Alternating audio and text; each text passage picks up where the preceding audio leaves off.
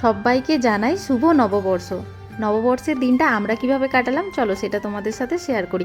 নমস্কার সবাইকে, আমি পূজা চলে এলাম নতুন একটা ভিডিও নিয়ে। আজ আমরা গেছিলাম পশ্চিমবঙ্গের দ্বিতীয় বৃহত্তম জগন্নাথ মন্দির, যেটা রয়েছে খড়গপুর গিরি ময়দানে। মন্দিরে ঢুকেই প্রথমে দর্শন করলাম জগন্নাথ দেব ও বজরংবলীকে, আর তারপরেই আমরা চলে গেলাম মন্দিরের ভেতরে। মন্দিরের ভেতরে তখন হচ্ছিল সন্ধে আরতি, আমরাও কিছুক্ষণ দাঁড়িয়ে ওখানে সন্ধে আরতি দেখলাম, আর তারপরে সন্ধে আরতির তাপও মাথায় নিলাম।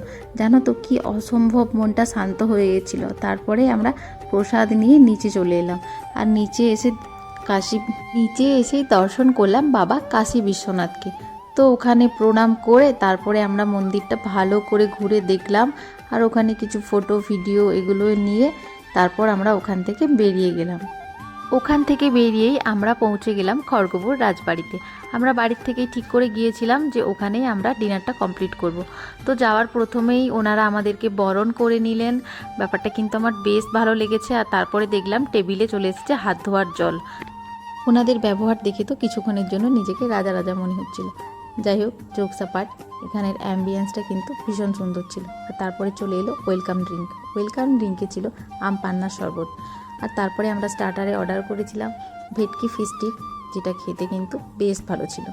এবার আসি মেন কোর্সে আমরা অর্ডার করেছিলাম বাসন্তী পোলাও, সাথে ছিল চিকেন ডাক বাংলো। খাওয়ার দাওয়ারের স্বাদ কিন্তু আমার অতটাও ভালো লাগেনি, যাই হোক মোটামুটি লেগেছে। আর তারপরে চলে এলো মুখ সিদ্ধিতে একটা পান ছিল, আর ছিল ওই জোয়ান আর মৌরি, আরও অনেক কিছু ছিল যেই নামগুলো আমার এখন মনে পড়ছে না। তো আমরা ডিনারটা এখানেই কমপ্লিট করলাম, আর তারপরে আমরা চলে এলাম বাড়ি।